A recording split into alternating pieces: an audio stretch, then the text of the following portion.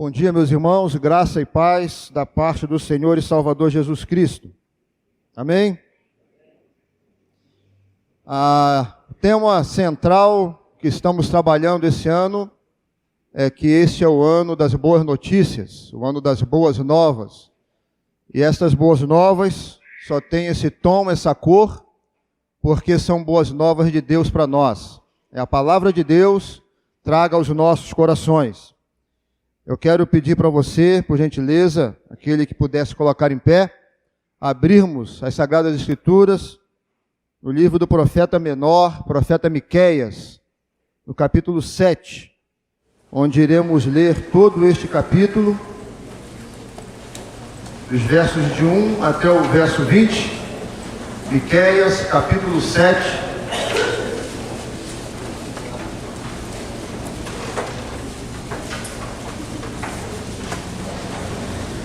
iremos fazer um coral de vozes masculinas para lermos os versos ímpares, aquela voz de trovão, uma voz máscula que temos, e os versículos pares com a doce voz feminina, essa voz linda que gostamos de ouvir. Os homens, voz de trovão, versos ímpares. Comigo.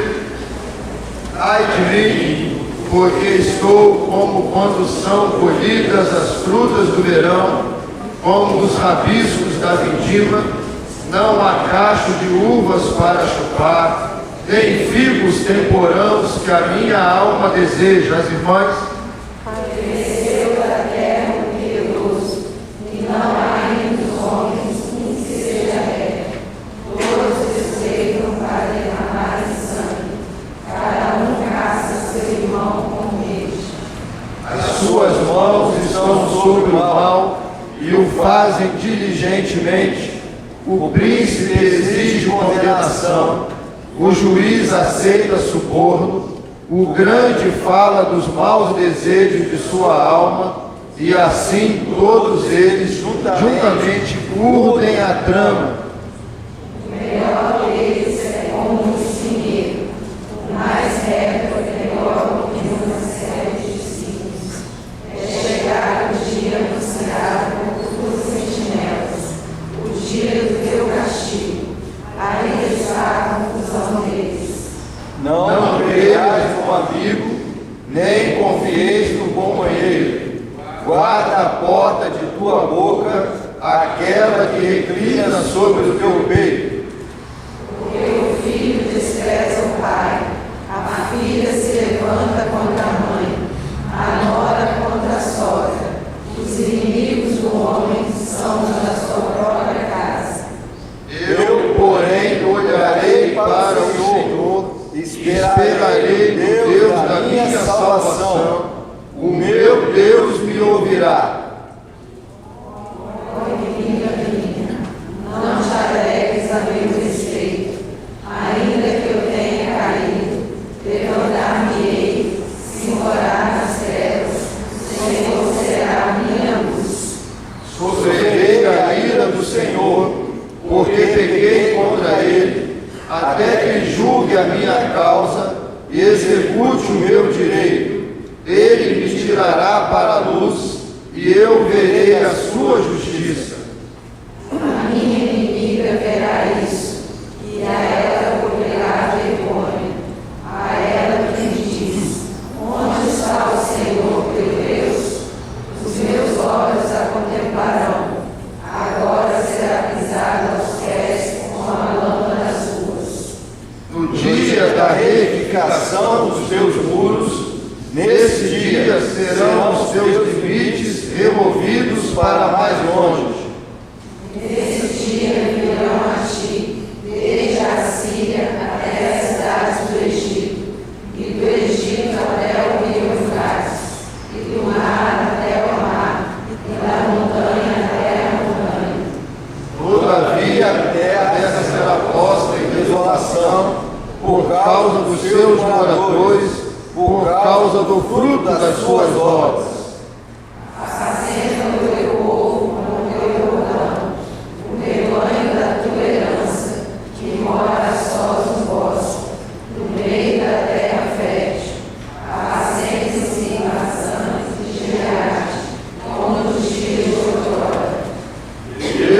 mostrarei maravilhas, como nos dias da tua saída da terra do Egito.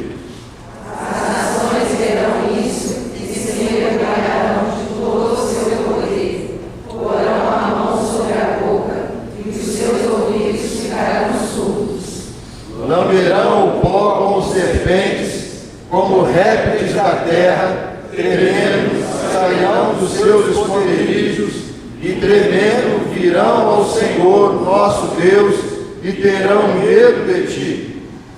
Quem, ó Deus, é semelhante a ti, perdoas a iniquidade, te cessa da transgressão do restante da tua herança.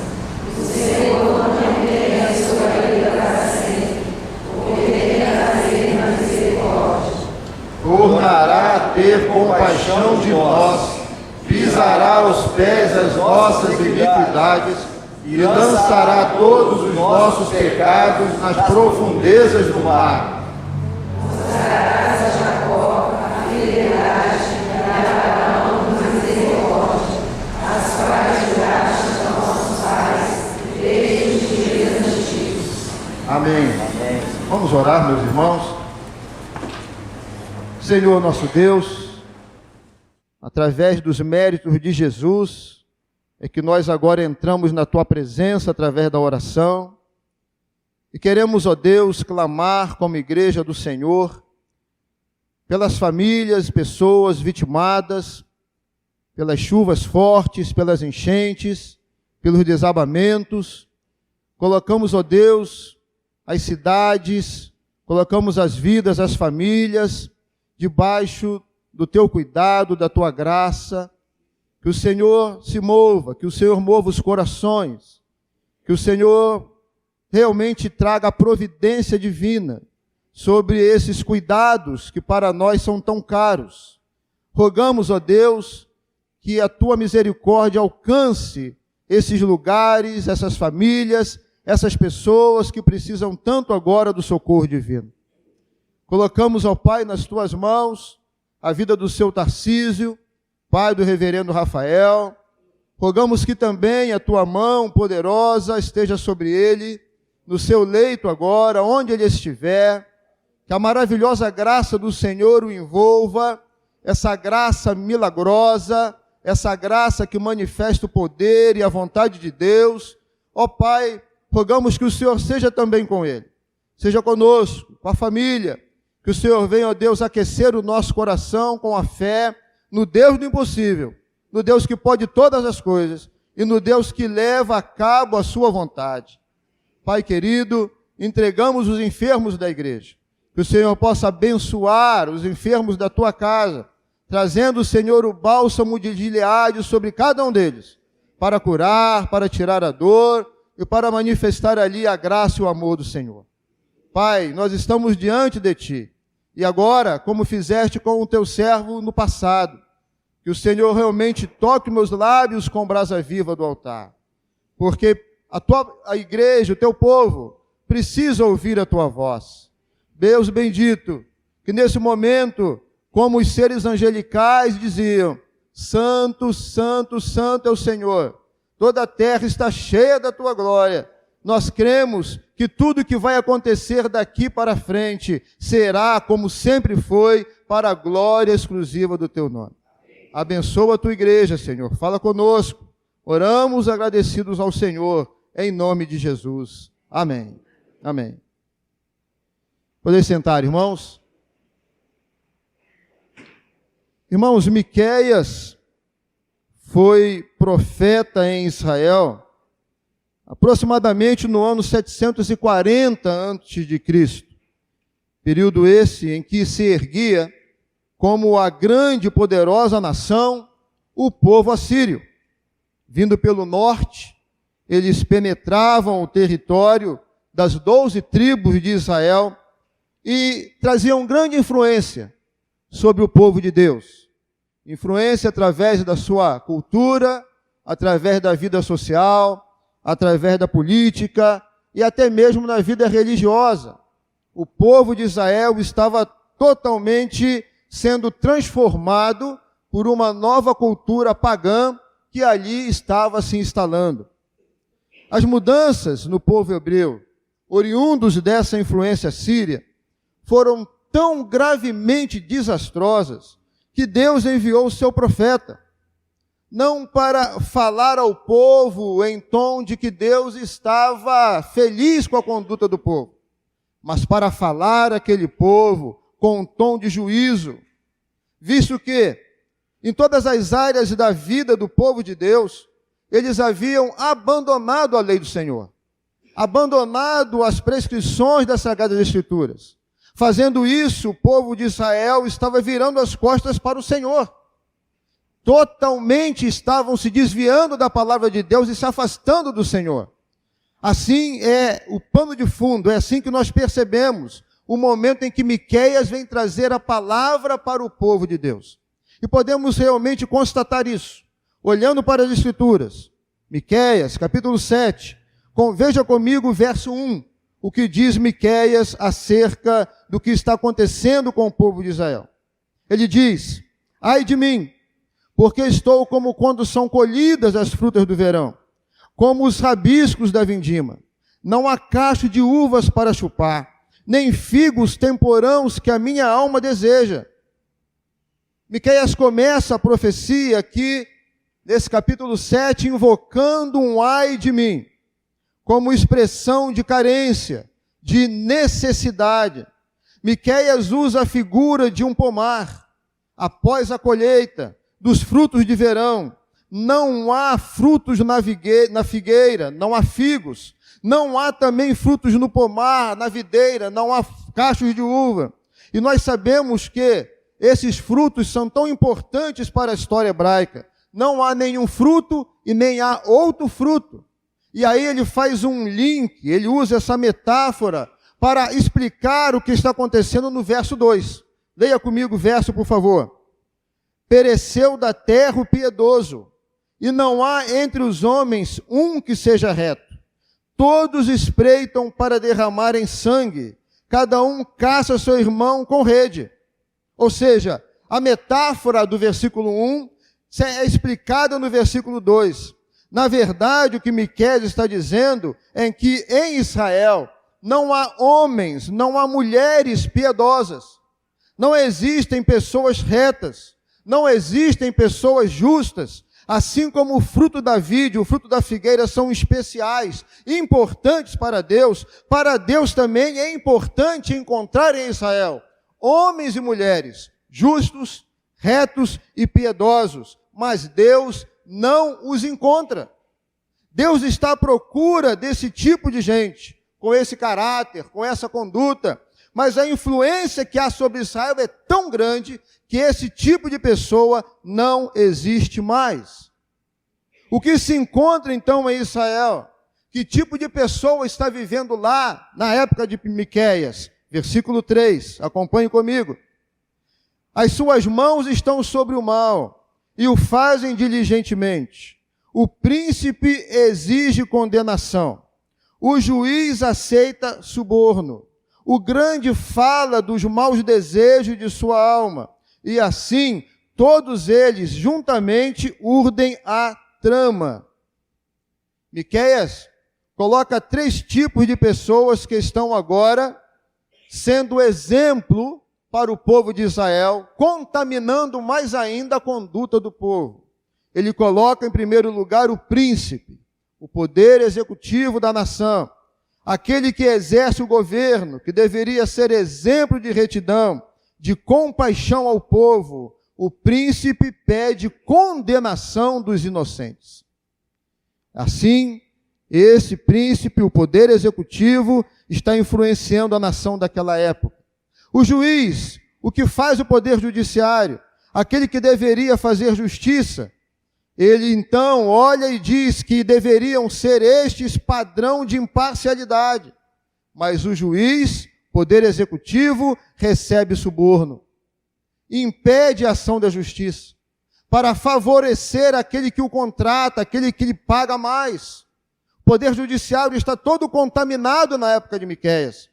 Mas também o grande, o rico e o poderoso, aquele que poderia favorecer o pequeno, ajudar o menos favorecido, esse quer causar a ruína a destruição do menor, oprimir, espoliar, enriquecer às custas do sofrimento do pequeno. E assim, diz o texto, todos eles se ajuntam, urdem a trama, espalham corrupção, espalham maldade, espalham injustiça. O tecido social de Israel, em toda parte, toda a sociedade, está contaminada com o mal. Seria esse também um retrato, trago a realidade em que nós vivemos.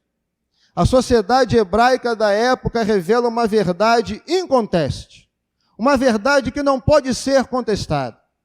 Quando os homens se afastam de Deus, quando os homens se afastam da lei de Deus, quando a sociedade está totalmente contaminada pelo pecado, não pode haver relacionamento humano que sobreviva. Não há relacionamento humano que navegue pelas águas da justiça, do respeito, da alegria, da retidão e da paz. Quando os homens se afastam de Deus e da sua lei, não há esperança. E é isto que Miqueias vem trazer para Israel. Este é o quadro que Miqueias está vivendo, profetizando e revelando ao povo daquela época. Aqui está, irmãos, a macrovisão, o pano de fundo do que está acontecendo com Israel. Mas eu quero convidar você a olharmos num lugar mais especial da sociedade. Eu quero convidar você a olhar comigo aquele lugar da maior intimidade, aquele lugar que penso ser mais caro, ou tão caro quanto as redes sociais, as relações interpessoais que nós temos. Eu quero convidar você para olhar como Deus olhou e falou com Miqueias para um lugar muito especial. Eu quero convidar a você e eu para olharmos agora como Deus olha para a família, como Deus está olhando para o nosso lar, como Deus está olhando para aquilo que está acontecendo com a casa, com os lares israelitas. Não passa desapercebido aos olhos de Deus a macrovisão, mas também não passa despercebido aos olhos do Senhor a célula máter da sociedade, a família. É muito importante para Deus e deve ser também muito importante para nós. Vamos olhar a partir do verso 5, como está vivendo a família hebraica. Não creias no amigo, nem confies no companheiro.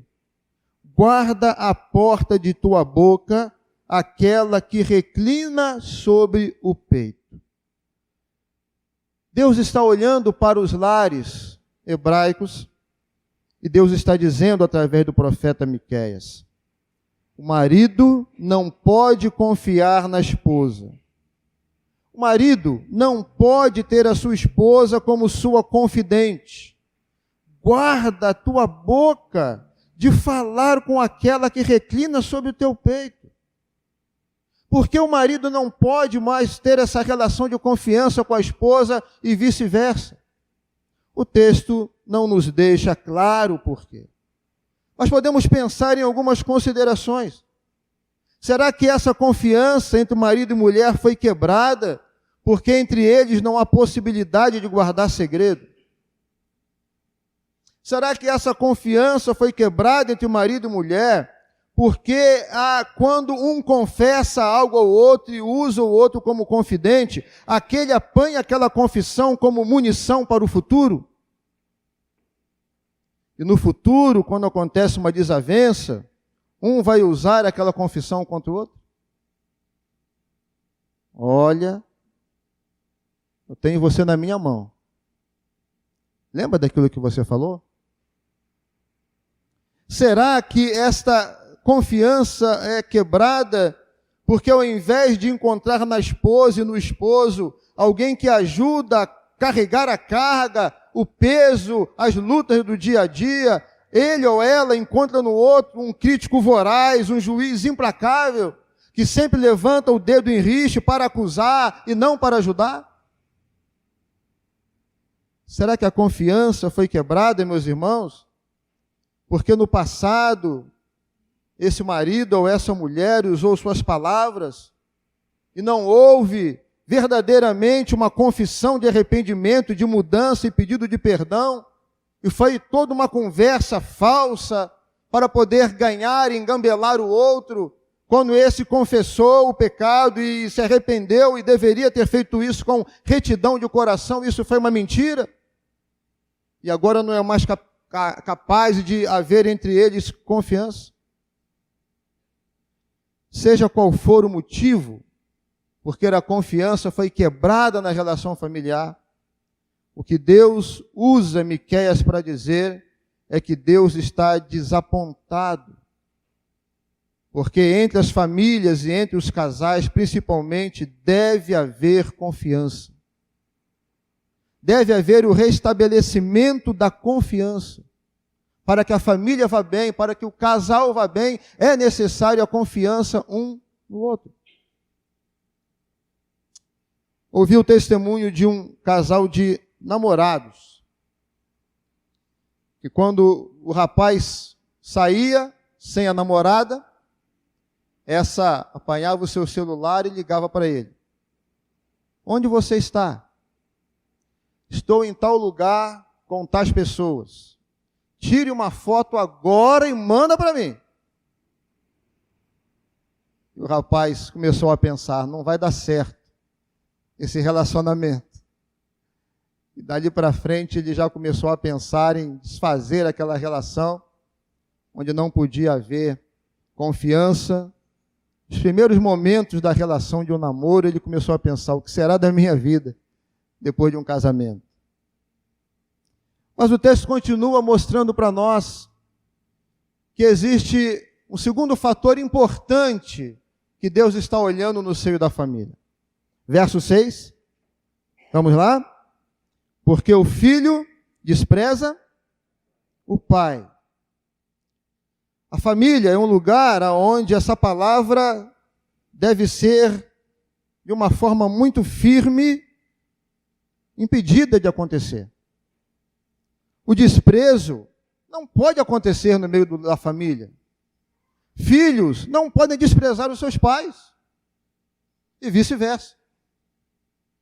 Os pais criam e educam seus filhos, reservando-lhes abrigo e amor, o aconchego.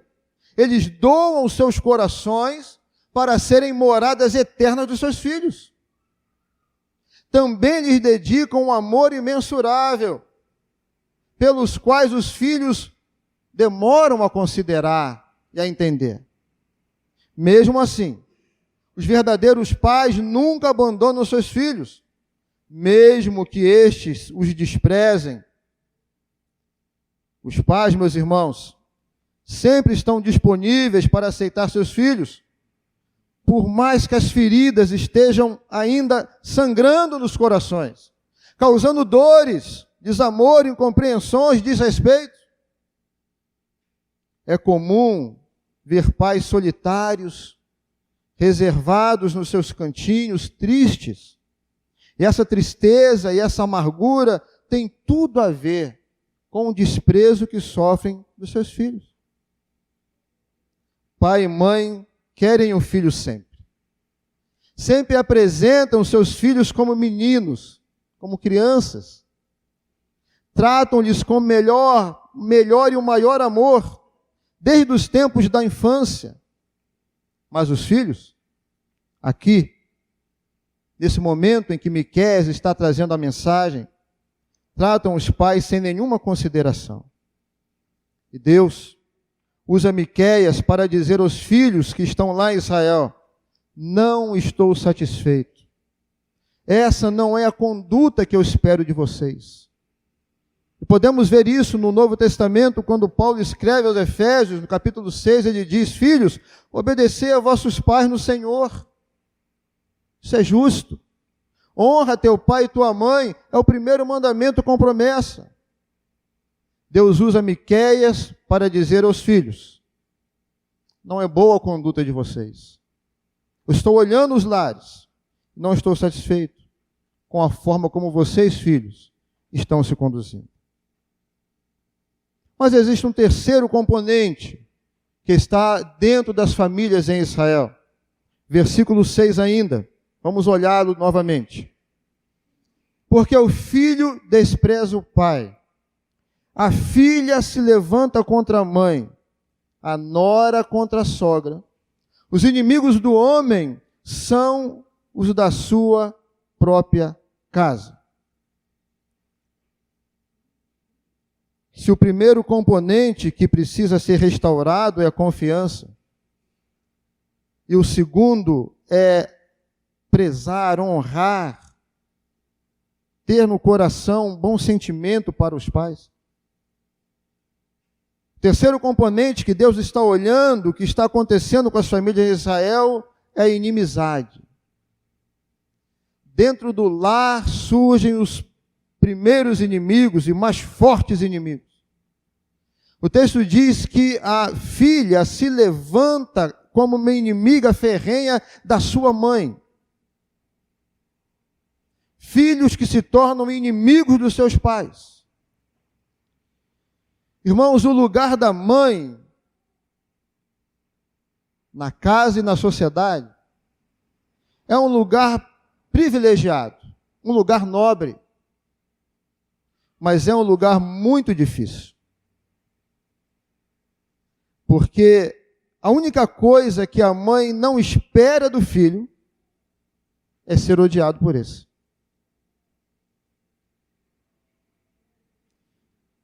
Se aquela que gerou no seu ventre e renunciou tanta coisa e dedica tanto amor, quando esse ódio é algo real na vida de um filho, o sentimento que surge no coração da mãe é um sentimento de frustração, de traição. Porque a única coisa que a mãe espera dos seus filhos, no mínimo, é a gratidão. Mas o lugar da filha também é difícil. Nem sempre ela vê que amar a mãe deveria ser algo automático. Deveria ser algo fruto de gratidão. A filha muitas vezes pensa que a mãe deve conquistar o seu amor todo dia. E por isso a filha sempre exige um pouco mais. Ela pede um pouco mais, querendo que a mãe conquiste o seu amor. Ela não reconhece que foi amada, que é amada e que será sempre amada. Mas existe outros personagens da família. Sogra e nora. Diz o Miqueias que também estão brigando. Você nunca viu briga de sogra e nora, né? Normalmente elas se dão muito bem. A sogra e nora precisam reconhecer o seu papel, que são papéis diferentes. No centro do conflito entre sogra e nora existe uma pessoa. Não é verdade? Por que elas divergem? Por que elas brigam? Porque no centro existe uma pessoa, que ao mesmo tempo é filho, e ao mesmo tempo é esposo. Se essa pessoa que está no centro do conflito souber tratar bem essa situação, essa inimizade certamente é arrefecida, porque ele é o centro da confusão. Se ele consegue conduzir a sua mãe e dizer: mãe, eu continuo sendo seu filho, mas agora eu tenho uma nova família, não vou abandoná-la. Se ele consegue dizer para a esposa: olha, querida, nós formamos uma nova família, mas ela é minha mãe. Sabemos estabelecer uma boa relação. Mas se esse personagem central se coloca omisso no meio dessa luta e acha que é interessante continuarem a brigar por ele, dificilmente as coisas caminharão para onde deve se caminhar. Miqueias olha para a família, porque Deus está olhando para a família. E Deus está trazendo para Miqueias essas três situações difíceis e que precisam ser restauradas no nosso lar.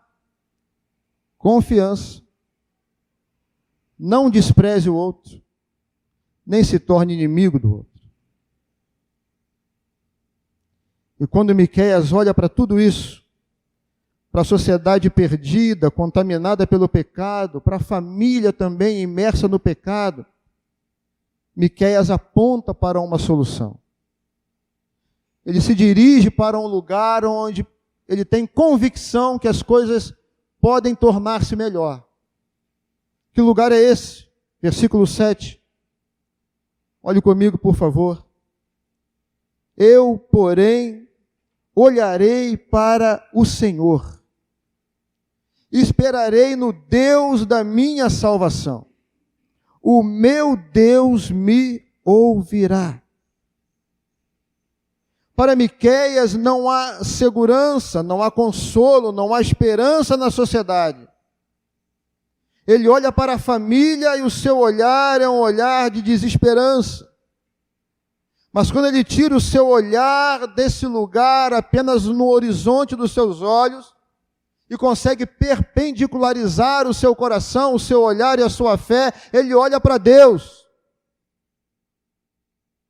E ao olhar para Deus, ele encontra no seu coração o renovo da esperança, o renovo da fé, o renovo da confiança, o renovo de que as coisas podem ser melhores.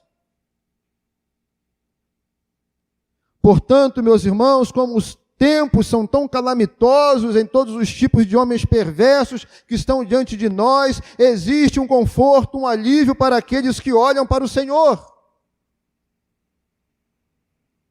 Olhar para o Senhor, fixar os olhos no Senhor, mas não somente olhar para Ele com esse olhar de esperança, mas esperar no Deus da minha salvação. Deus fez tantas promessas às famílias. Espera, Abraão.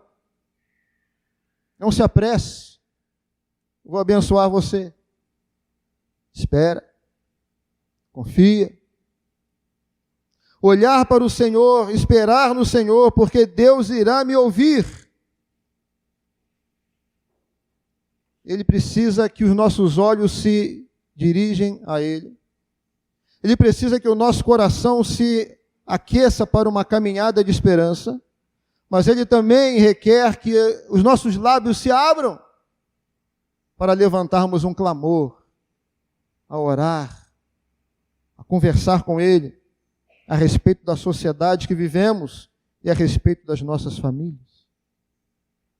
Vou esperar em Deus, vou olhar em Deus, vou aguardar em Deus. Essa é a linguagem da fé, daqueles que caminham vitoriosos com o Senhor. E quando Miqueias olha e espera, e quando Miqueias ora, o que Miqueias vê? Vamos concluir essa mensagem olhando para os versos 18 e 20 de Miqueias 7. Olhe comigo, por favor. Será que valeu a pena ou vale a pena olhar para Deus, esperar em Deus, orar a Deus? Miqueias termina dizendo assim esta profecia. Verso 18. Quem, ó Deus, é semelhante a ti, que perdoas a iniquidade e te esqueces da transgressão do restante da tua herança? O Senhor não retém a sua ira para sempre, porque tem prazer na misericórdia. Miqueias, ao olhar para Deus, a esperar em Deus e orar a Deus e olhar a situação calamitosa que está vivendo, ele chega a uma conclusão. Tudo isso está acontecendo por causa do pecado. Pecado que habita em nós. O pecado que endurece o nosso coração. O pecado que não há e não deixa haver possibilidade de mudança e nem a ação do Senhor. É o pecado que nos leva a agir de forma errada. É o pecado que nos leva a nos afastar de Deus e da sua palavra. É o pecado que traz a essa confusão social e familiar. Ele diz: Deus, nós precisamos nos arrepender e confessar o nosso pecado ao Senhor. Israel precisa se arrepender. Os maridos precisam se arrepender, as esposas, os pais, os filhos, nora, sogra, todos nós precisamos nos arrepender. Porque Deus é um Deus que perdoa as nossas iniquidades. Verso 19.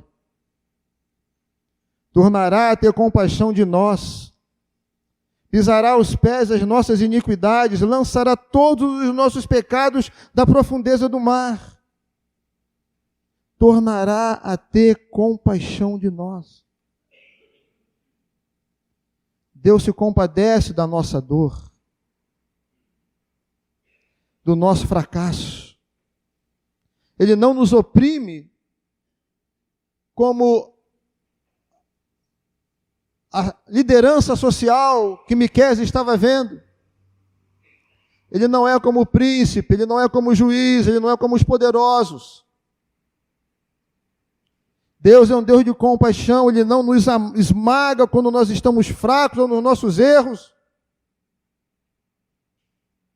Mas Ele esquece todo o nosso erro de outrora, lançando os nossos pecados nas profundezas do mar. E no verso 20 ele termina: mostrará a Jacó a fidelidade, a Abraão a misericórdia, as quais juraste a nossos pais desde os dias antigos. Ele sempre é fiel e Ele sempre é misericordioso para com o seu povo.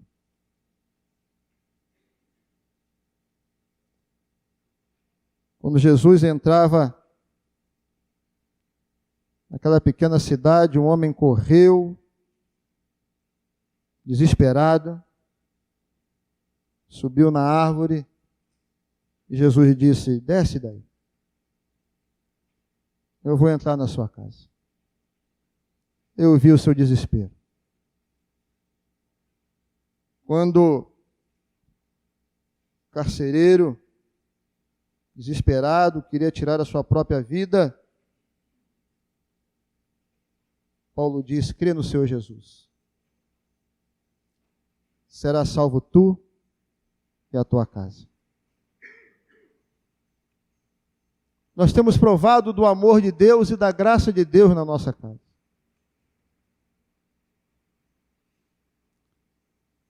A minha conversão se deu com 16 para 17 anos.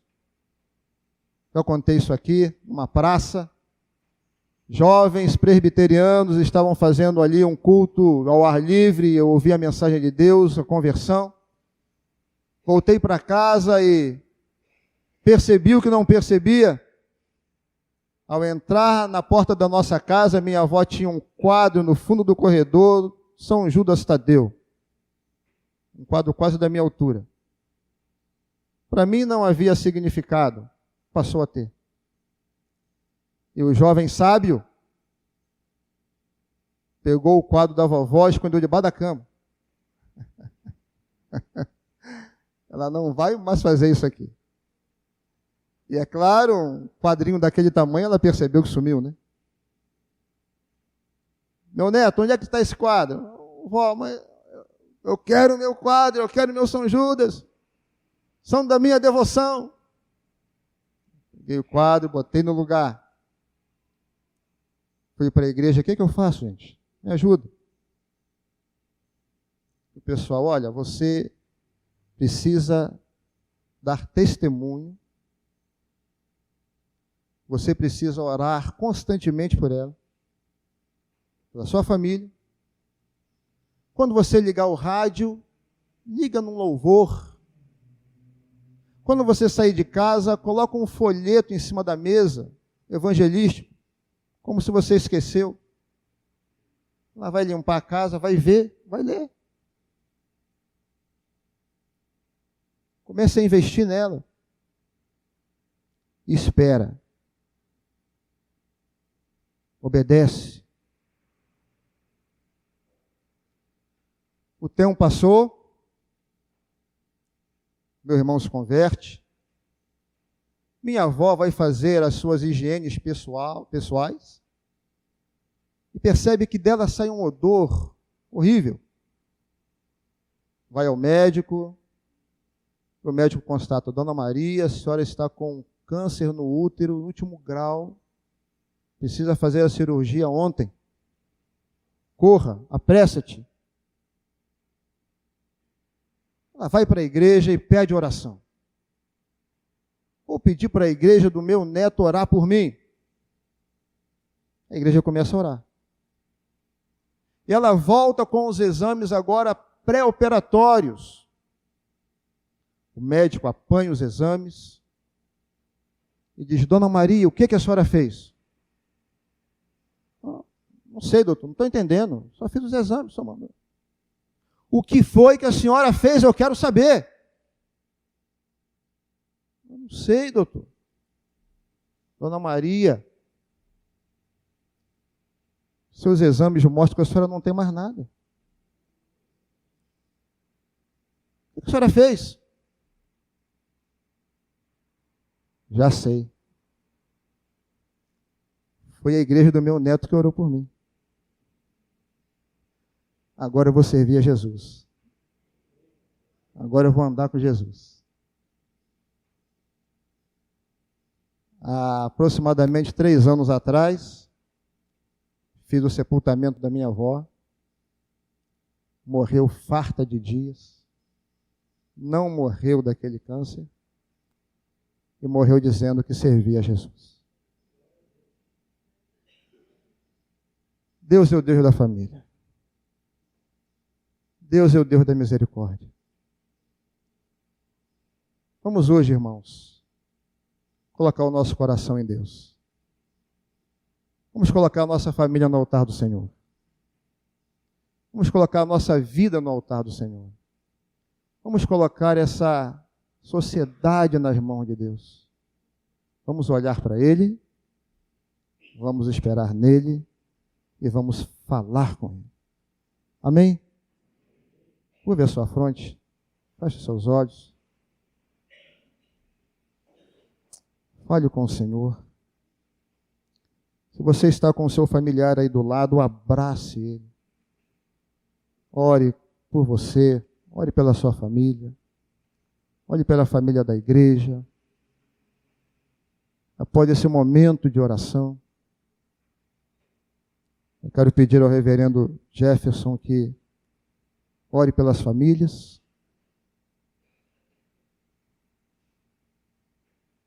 Depois pedir ao reverendo Eloy que ore por nossa sociedade, pela igreja. Depois iremos louvar o nosso Deus.